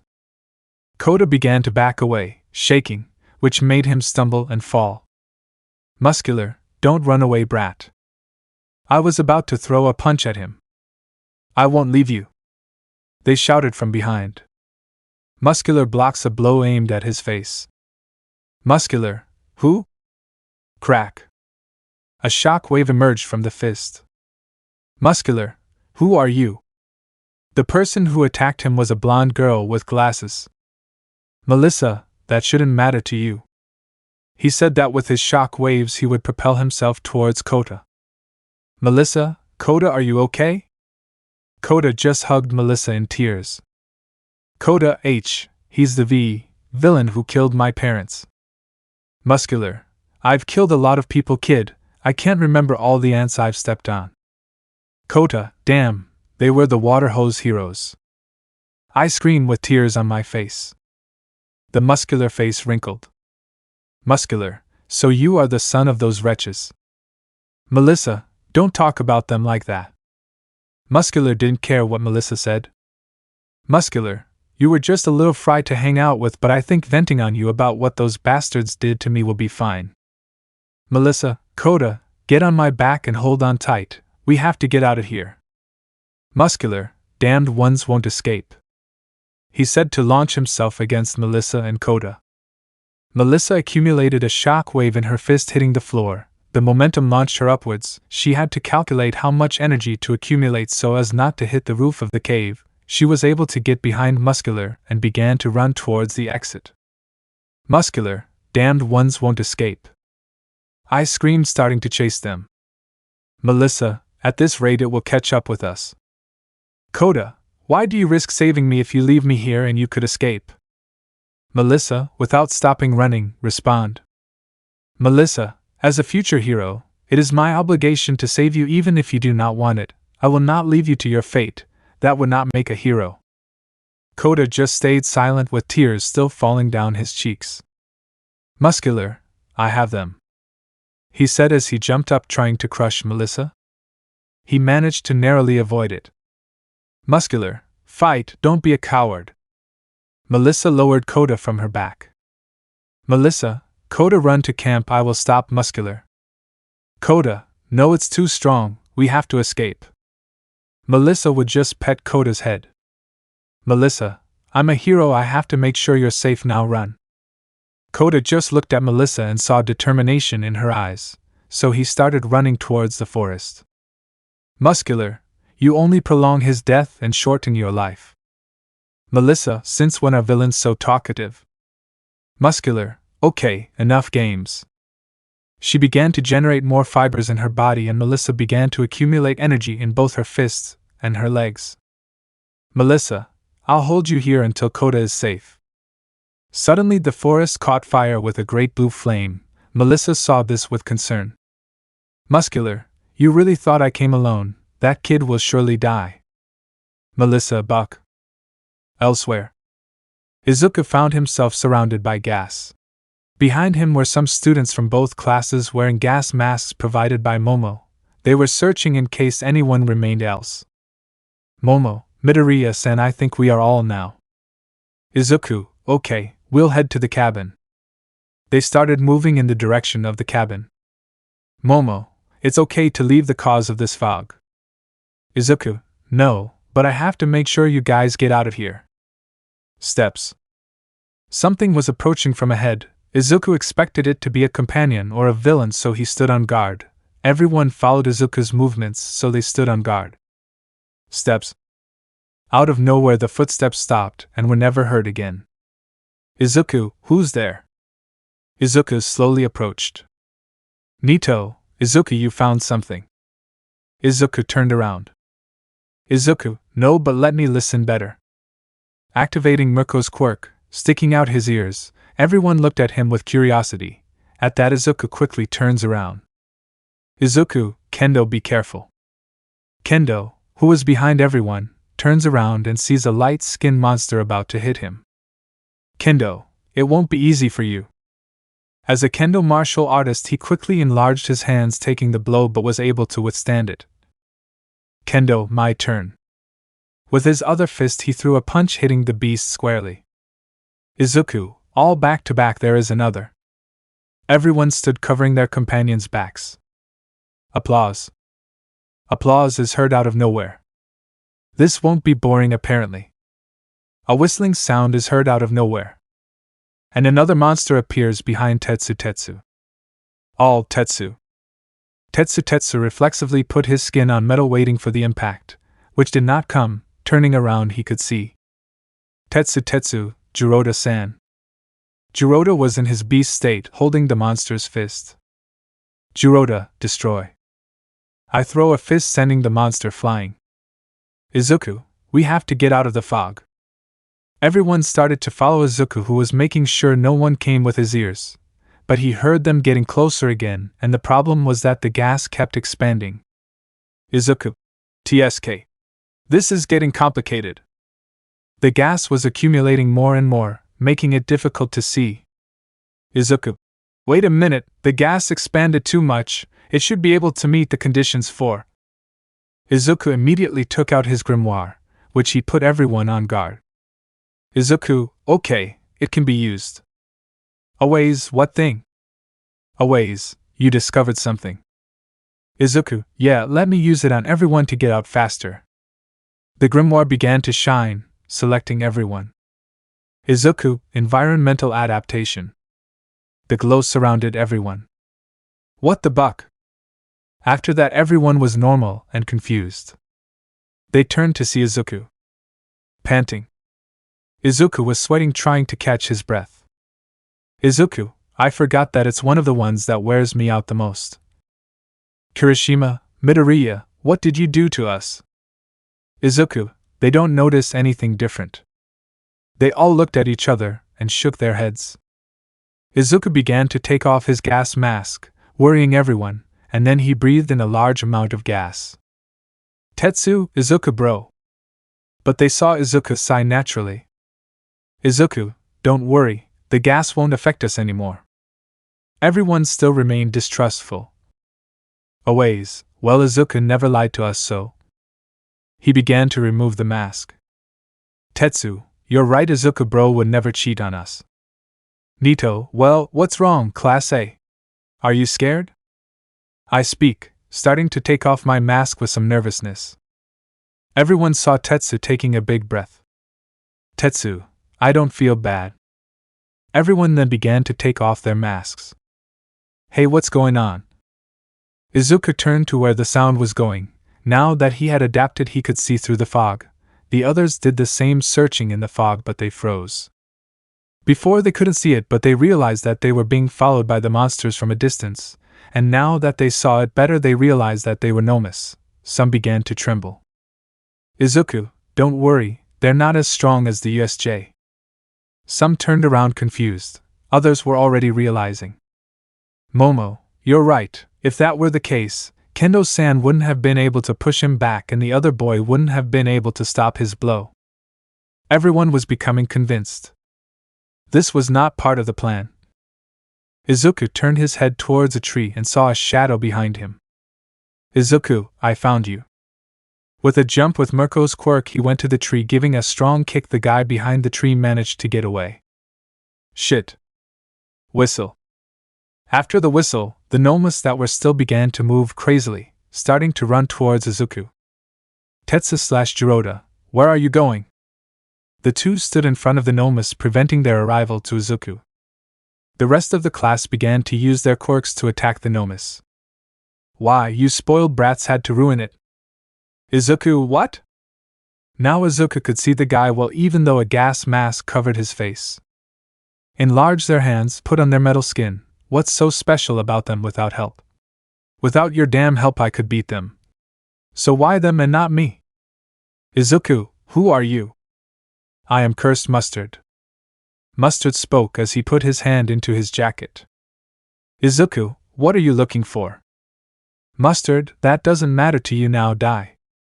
From his pocket he took out a revolver, pointing at Izuku. Izuku, shit. Bang. With Melissa and Muscular. Muscular, damn, you look like a mosquito.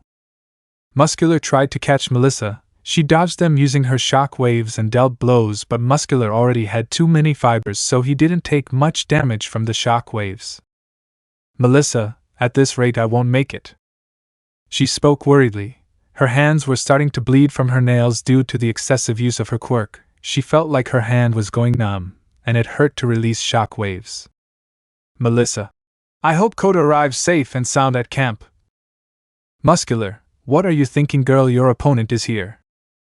He said to throw himself at Melissa when he saw her distracted in her thoughts. Melissa managed to get away, avoiding the blow. Muscular, all you know how to do is run away or you're going to fight. Melissa, damn. Chapter 29, Giving it your all in Camp 4. Pam. Izuku closed his eyes upon hearing the shot. Blood. Izuku, I didn't feel the shot, what happened? I opened my eyes and everything was dark. Hurts. Izuku, what? Suddenly I could see again. Kendo, ouch. Izuku, Kendo. Kendo had covered Izuku with his enlarged hands, but he received the bullet impact. Izuku, let me heal you. Mustard, I don't have just one bullet in my magazine, you know. Izuku, this is over. The grimoire moved and began to change to the transformation page. Mustard, you think I'm going to wait for you? Pam. The bullet shot out. Izuku was going to dodge it when. Tetsu, I'm here. Izuku, Tetsu. Tetsu. It took work, but we took care of the Nomus. By the way, a message came to us, we have to hurry to return. Izuku, then we have to defeat that guy. Tetsu, if it's just a gun he has, I'll take care of it. So Tetsu ran towards Mustard. Mustard, I'm not an idiot, I know my possibilities. I speak to throw a grenade. Izuku, Tetsu. Quirk enhancement. Boom. The explosion raised a large curtain of dust. Izuku, Tetsu, where are you? Izuku began to look everywhere with his gaze while covering Kendo. Always, Izuku, what was that explosion? Momo Bakugo is here? Izuku, Tetsu was hit by a grenade, help me find him. Everyone became alarmed and started looking for their friend. Jiroda, I found it. They all went to Jiroda and found Tetsu unconscious, practically crushed by a large tree, all covered in blood. Izuku, Jiroda-san, you can lift the tree. Jiroda immediately entered his beast state and began to exert force. Jiroda, no. Power. Sato, I will help. He said to eat sugar and together with Jiroda start to exercise strength. Izuku, where's Yui? She can shrink the tree. Momona, during the fight she was hit by the Noma and she is unconscious. Izuku, I'm going to heal her, but Tetsuag. Izuku felt dizzy and fell to the floor. Kendo, Izuku, calm down, you're overexerting yourself. Izuku, but they. Kendo, guys, those who have a strength quirk help lift the tree. Momo, can you create some gauze and such to help the injured? All hi. Kendo, calm down a bit, you're not alone. Izuku, thank you Kendo. Yaoyorozu, please take care of my companions. Momo, I'm on it. Izuku, right. Where's Mustard? Momona, it seems that I have escaped. Izuku, well, first we have to help Tetsu and the others. Aways, it seems like everything is relaxing now. Noises. Kendo, who is there? I speak, putting myself in a combat stance. Aid. Izuku, Kendo waits. Koda, please help.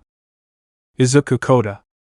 The boy had several scratches on his legs and arms. His shorts and polo shirt were muddy, proof that he had fallen while escaping. Izuku, I was hoping to be safe enough to use it, but we have to hurry here and now. Momo, what do you mean? Izuku's grimoire began to turn leaves. Garden of Eden. The area around Izuku began to glow. Izuku, everyone don't worry, this will help you. Jiroda, Izuku, we managed to get Tetsu out. Izuku, lay him down on the floor please. Everyone's wounds began to heal. Izuku, I can heal most wounds, but the deep ones will only scar. Koda, cough cough. Kendo, Koda.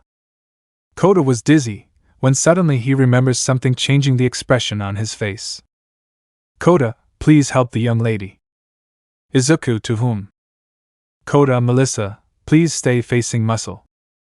Izuku changed his expression to one of concern. Izuku, where is it? Koda, Miss Melissa is located.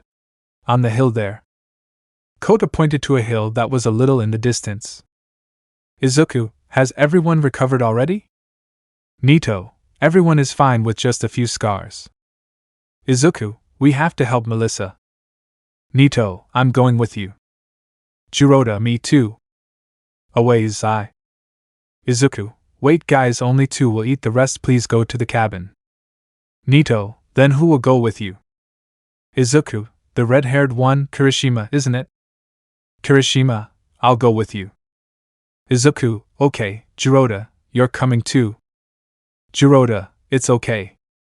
Everyone started moving to their respective locations. Izuku, I hope Shield is okay, I'm already reaching my limit. Jiroda had entered his beast mode carrying Izuku and Kirishima on his back. Jiroda, nearby place. Kirishima, we are already on the mountain where Melissa is.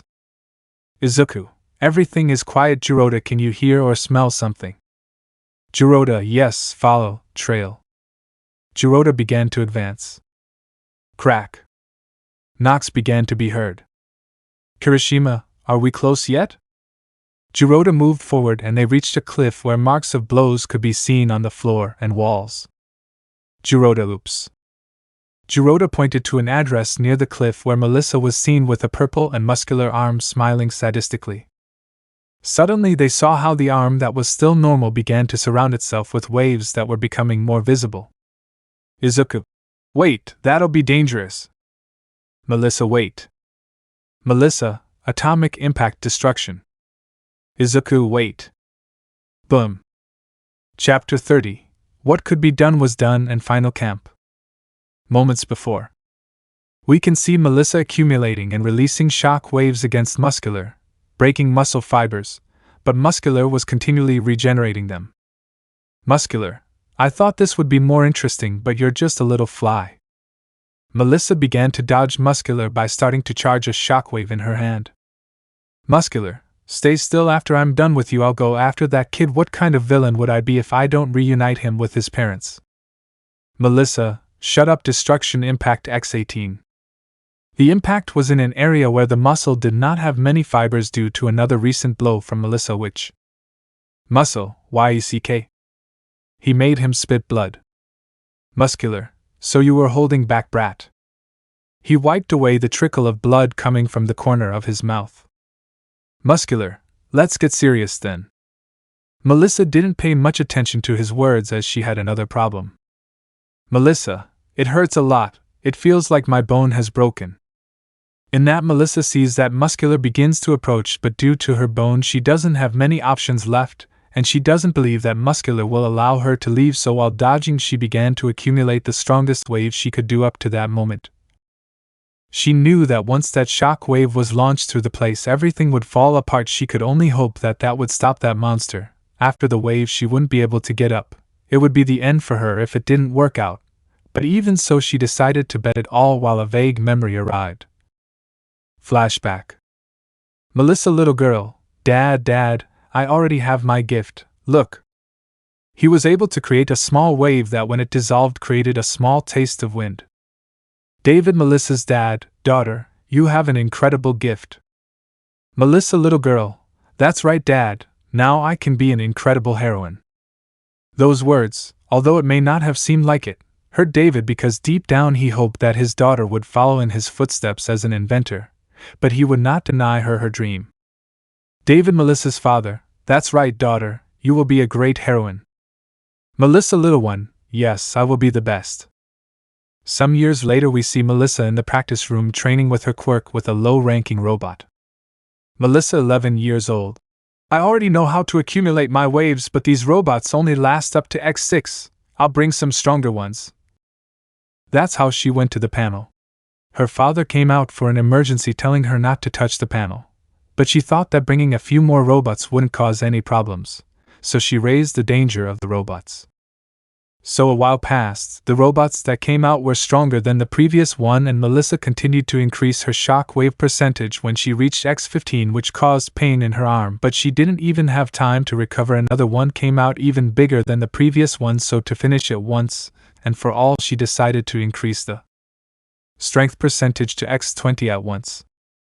Melissa, 11 years old, Destruction Impact X20. He unleashed a strong blow that knocked down the robot instantly, but immediately. Melissa, 11 years old, AHHH.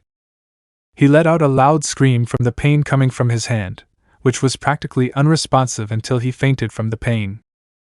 A few hours later, Melissa, 11 years old, regained consciousness. Her father, who was sitting next to her, sees her. David, Melissa's dad, daughter. I quickly hugged my daughter. Melissa was about to hug him back but noticed that one arm was in a cast and raised. Melissa, 11 years old, Dad, what happened? David let go of his daughter and sat down, adjusting his glasses to speak to her seriously. David, it seems that your body couldn't withstand the pressure of the shock wave, which put pressure on your bones and broke them. Why did you do something so dangerous without me being around? Melissa, 11 years old, I thought there would be no problems. This had never happened to me before. David, daughter, every quirk has an answer. There is no such thing as a quirk without consequences. I thought I had already shown you that. Melissa, 11 years old, I didn't think that was my consequence, sorry. David, daughter, I want to tell you what the doctor told me. Melissa, 11 years old, is it serious, Dad? David, you can recover from this fracture, but if you continue to push your body's limits, you could damage your bones to an irreparable state. Hearing that, Melissa was scared and lowered her head. David, daughter, are you sure you want to continue being a hero? You already know the consequences of your gift. In the hero's profession, you will be forced to reach the limit several times. Melissa, 11 years old, Dad, I know you wanted me to be an inventor, but I want to be a heroine who saves people. David, I know. I just want to know if you are sure about your decision. Melissa, 11 years old, despite that, I promise to come back to learn from you. I will be both a heroine and an inventor. David, daughter? Melissa 11 years old. I want to help others in any way I can. David just smiled and spoke. David, first focus on one and we'll see later. Melissa 11 years old. When I come back as a heroine, you will teach me to be a great inventor. David, if you still have this resolution, I will teach you personally. Melissa 11 years old, so it's a promise. End of flashback. Melissa. Sorry, Dad, I don't know if I'll be able to fulfill my promise. Muscle, stop dodging, brat. Melissa, I've made my preparations, now let's see if you can handle this. Melissa, destruction impact X30. Wait. Melissa, who, he said, is. At this moment, Melissa fell into unconsciousness. Currently, the entire edge of the mountain fell off, none of the boys were visible, the explosion sent them all flying. But on top of some rubble, you see 3 boys. Kirishima, we have to go. Damn. He quickly realized the situation. Kirishima, Midoriya, Shishida. I have started to move them, trying to wake them up. Izuku, what happened? Kirishima, the explosion. Izuku, where is Jiroda? Kirishima, he's still passed out next to you. Izuku, there are no serious injuries, we were far from the explosion. Kirishima, but Melissa. Izuku, we have to look for her, Jiroda has to stay lying down until he regains consciousness, we're going for Melissa. The two left Jiroda leaning against a wall, and went to look for Melissa among the rubble. Kirishima, Midoriya, I found her. Under some rubble they found Melissa with several visible wounds and her arms practically destroyed. Izuku, healing. Kirishima, keep bleeding. Izuku, I don't have the energy for more, we don't have many options. Izuku took his clothes to wrap them around the wounds that didn't close. Izuku, we have to get out of here, let's take her to Jiroda first. Kirishima, with the help of Izuku, tied Melissa to his back because he was the one in best condition. Cracking. Kirishima, what do you hear? Some debris began to move. Seriously, that brat had that saved up. Izuku, this can't be. Muscular, huh? More came, this is great. The muscular man who emerged from the rubble had several wounds and bruises. Izuku, look, no one is in a position to fight, why don't we just let them? He fell silent as he had to dodge a large piece of debris that was thrown at him by a muscular. Muscular, you talk a lot, shorty. There's still room for a good fight here. Kirishima, Midoriya, take Melissa to a safe place, you are the most tired. He spoke as he lowered Melissa from his back, leaving her with Izuku. Izuku, be careful, even if he is hurt, don't underestimate him, don't forget that you are also tired. Kirishima, trust me man, this is nothing. Muscular, don't ignore me brats. With one leap he launches himself towards where they were. Kirishima, come and get me, villain. Kirishima stepped forward, stiffening part of his arm to block the muscular blow. But due to the impact, part of its hardening was broken. Kirishima, he has those wounds and he still hits hard. Muscular, ha ha ha, at least you really fight without dodging. He started throwing more punches, Kirishima resisted them but didn't give him a chance to respond. Kirishima, I'll lose by attrition if this continues. Muscular, you are a cockroach. He reinforced his arm with several fibers, but Kirishima managed to get away.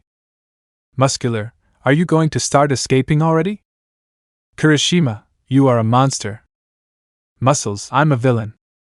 Kirishima went from being on the defensive to starting to hit while dodging Muscular's attacks, who, due to exhaustion, threw slow punches. All the punches were aimed at Muscular's head, which ended up disorienting him. He also managed to connect punches. Kirishima felt like 1 or 2 ribs were breaking, but he remained focused on the attack. Until... Muscular, I got you. He had managed to grab Kirishima's leg as he appeared to be falling. Kirishima, shit. Bang. Kirishima, ugh. Muscular slammed him against the ground, beginning to repeat the same action, while Kirishima tried to harden himself. Hit hit hit hit hit. Muscular, ha ha ha ha ha ha ha. Kirishima's hardening was falling. When in that muscle he lifts him up and throws him against the wall. Kirishima. Is it over? He thought of himself. But the impact never came. Are you okay? Kirishima turned around and saw that Jiroda in his beast mode had caught him. Kirishima, thanks friend, I thought it was the end for me. Jiroda, help against villain. Kirishima, let's go both of us. Muscular, tisk, and where did that come from? Jiroda put Kirishima down and the two of them, with more confidence, began to hit Muscular, who responded with more blows, but the wounds from the fights were taking their toll on him. Muscular managed to connect blows to Jiroda and Kirishima that managed to make them retreat, but Muscular's fibers began to disappear. In that, Jiroda lifts Muscular into the air, and when he fell to the ground, Kirishima got on top of him and started hitting him in the face without stopping. Kirishima, ahhhhh. He was so tired that he just kept hitting for the sake of hitting until Jiroda grabbed his arm. Kirishima, what's wrong? Jiroda, returning to his normal form, spoke. Jiroda, he is unconscious. Kirishima looked back at Muscular and saw that he was no longer responding. Jiroda, let's go get the others and return to camp. Kirishima, I would like that, but I can't move. I have some broken ribs and my body doesn't respond. Jiroda, well, I'll have to carry them all. So Jiroda returned to his beast state, putting Kirishima on his back, heading towards Izuku and Melissa, who were unconscious, to help them. Time skip. Izuku found himself waking up on a hospital gurney. Izuku, where am I? Midoriya, are you waking up sometime? Izuku turned his gaze and saw Recovery going through some papers sitting on the side. Izuku, you were here all this time. Recovery, you are the only one who fainted from exhaustion. You would be the first to wake up. Izuku, the camp, the attack. Recovery, all of that has already happened and the authorities are investigating it. Izuku, nothing serious happened then, he said, letting out a sigh. Recovery, I didn't say that. Izuku, what happened? I speak worried. Recovery, students Bakugo Katsuki and Nito Momona were kidnapped. Izuku, shit. Chapter 31. We Can Save Them and Rescue Part 1. Izuku was in his hospital room recovering. His friends, his mother and his girlfriends had already come to see him, receiving some words of support as well as scoldings. Sigh. Izuku. Bakugo and Nito are kidnapped. What the hell can I do? Recovery said that the pro heroes are already thinking about their rescue. Izuku wanted to help, but he was just a student. He didn't have a license or anything. Izuku. If I remember correctly, I think I heard that Momo put a GPS on Bakugo's body before they took him away, and wherever the bomb with legs is, Nito must be there. Izuku still had some plaster on his arms, but thanks to his ability, they were already recovering. So he got up and went to Melissa's hospital room, since from the noise he knew they were visiting her, and with a bit of luck he would meet Yaoyorozu. On the way he met Recovery, who when he saw him just sighed and hit him with a stick on his head. Izuku, ouch. Recovery, I would tell you to go back to bed, but from the way you move I imagine you already feel better. Izuku, if I'm already recovering my arm with my grimoire. Izuku's grimoire could be seen floating at his side. Recovery, okay, go back home and I'll write to you that I'm discharging you. Izuku, okay, but first I'll visit Miss Shield. Recovery, he is with his classmates, I think it will be inopportune. Izuku, don't worry, I want to talk to one of them. Well, I'm moving forward. Izuku started walking towards Shield's room. Recovery, Midoriya. Izuku turned to look at Recovery. Recovery, if you're going to see who I think you are, I warn you, don't do anything stupid. Izuku was just surprised. Recovery, seeing his expression with more confidence, squeezed the cane. Recovery, I have seen many young people like you, full of spirit, but due to hasty decisions and actions, their career ended before it took off. I hope you understand, stay calm and leave it to the professionals. Izuku, how? Recovery turned around as she said one last sentence that Izuku heard. Recovery, the devil knows more because he is old than because he is a devil. With that, he set out on his way out. Izuku also started his way to Shield's room this time just to give them words of encouragement. In Melissa's room were most of Class 1A, although everyone was still cheering for Shield, some were visibly dismayed by the kidnapping of Bakugo and Nito. Suddenly there is a knock at the door. Jiro, I open. The purple-haired girl opened the door, a little surprised by who was there. Jiro, Midoriya? What are you doing here? Izuku, hi Kyoka, I'm here to see how Shield is doing.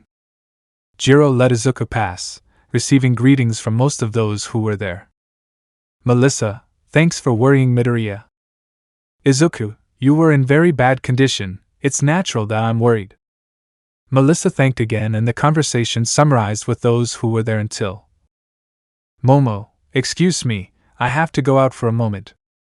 Izuku only saw Momo's worried face as she left the room and moments later saw her come back in, this time a little more worried.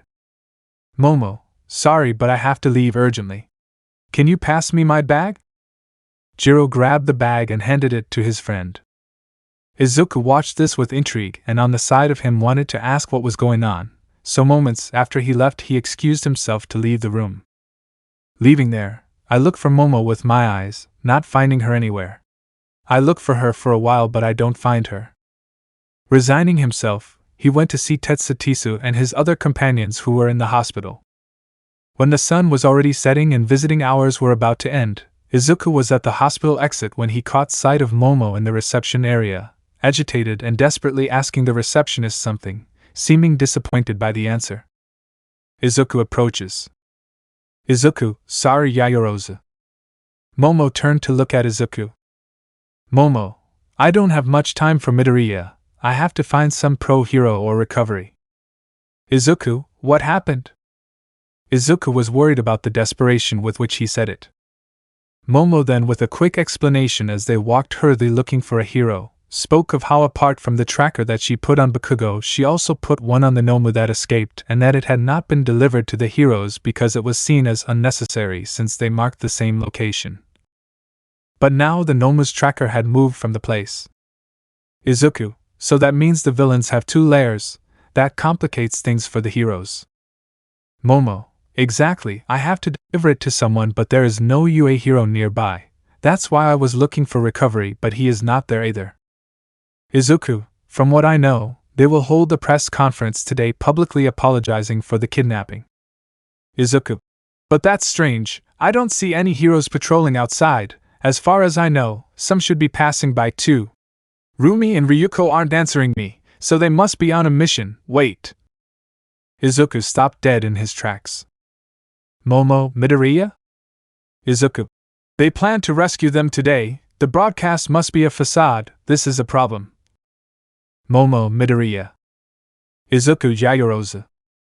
Momo, what happened, did you stay still? Izuku, there's no time. We have to move fast.